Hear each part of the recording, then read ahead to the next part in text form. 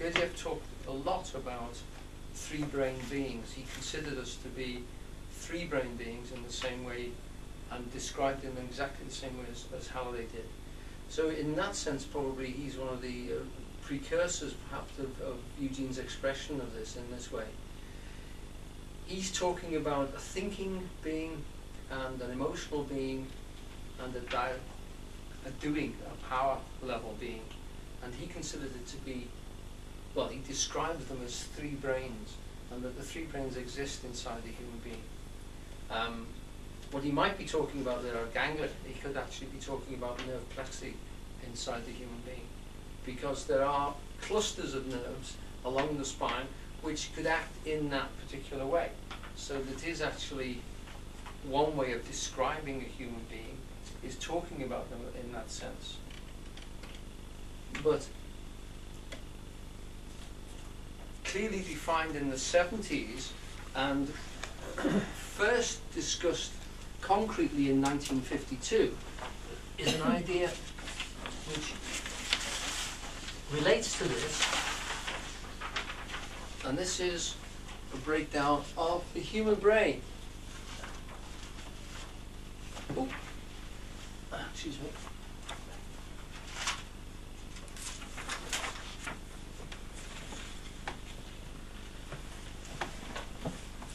The human brain as existing with three distinct levels.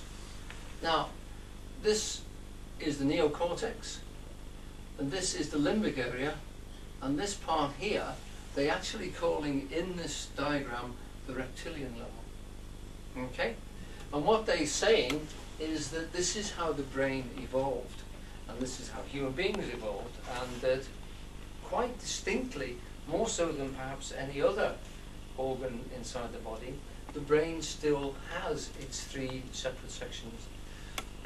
Now, this brain here, the reptilian one, is the one which looks after the actions of the body, the appetites of the body, and the primary sort of nerve controls of breathing, digestion, locomotion, all these activities which we would class as distinctly bodily.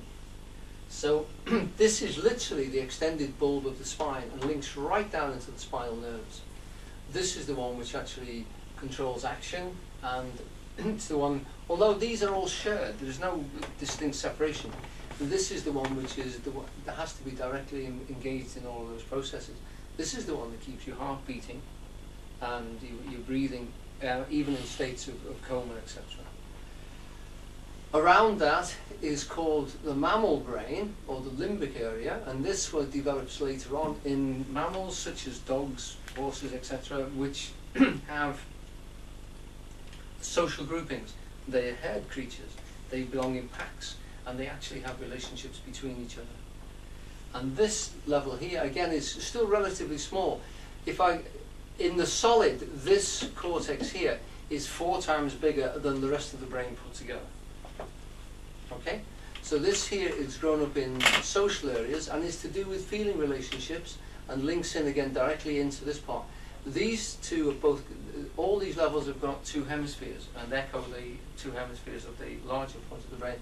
This is what you've probably seen when you've seen photographs or diagrams or models of the brain, because the neocortex, this human part, has expanded dramatically and filled all the space inside. This is what we needed the big skulls for. That has happened over the last 2 million years, and that is the thing which is the one that thinks clearly. This is the thing which is purely human. It needed particularly large-shaped skulls, which developed. Strangely enough, the skulls and the large brain developed before we started to use tools and things. So there's been a long discussion about that, but we can actually say that the size of the skulls seemed to develop before the tools and the artifacts started to be made. Quite some time before as well. What's the name you're giving today? They're calling neo-mammalian, and they're calling paleo-mammalian and reptilian. This one is usually called the neocortex. It's the wrinkly one, you know, on the top. And this one is called the limbic. And this reptilian one is, I've forgotten the name now, Derek, but I can give it to you later. Okay? In that. Isn't it the medulla part? The medulla is part of it. It's made up of 3 parts. Right. 3 parts. I used to hear it refer to snake brain, dog brain, and man brain. Yes, Yeah, that's he did. Eugene's Yeah. That's as right. well, then. And he even used an Egyptian one to me once, where he said it was crocodile and horse and man, and they represented them that way. But I've not found any other references to that. So Crocodile and what in that, sorry? crocodile, horse, and man. Yeah, which still fits in. What you've got is a reptile level. You've got a mammal level, which lives in a herd, which is to do with relationships between. And you've also got one with the mammal, human one, shall I say, which is to do literally with ones who are able to produce ideas and formulations, thought forms, and manipulate them.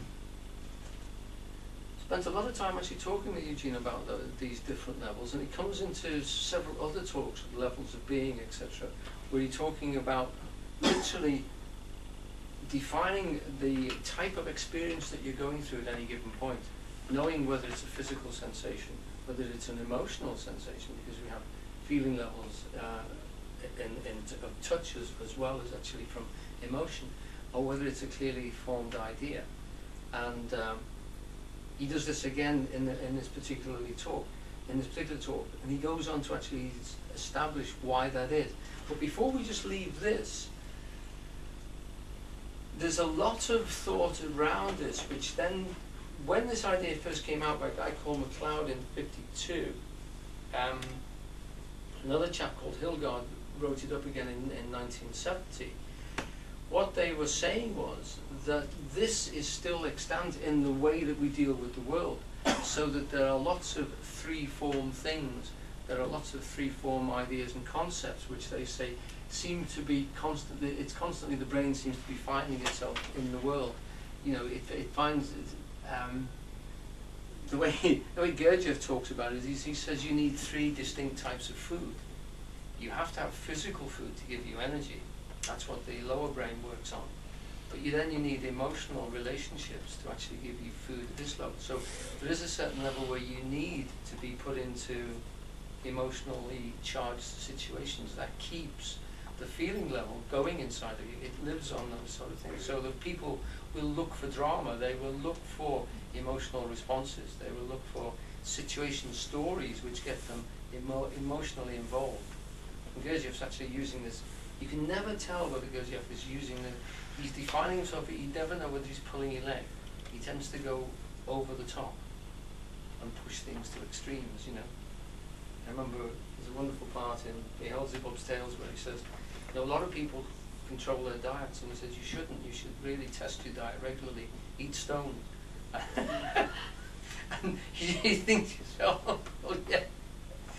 He's got a little grin on his face when he's saying this to you. He's literally pulling your leg because he wants you to actually look at the whole concept, turn the concept upside down, explore yourself.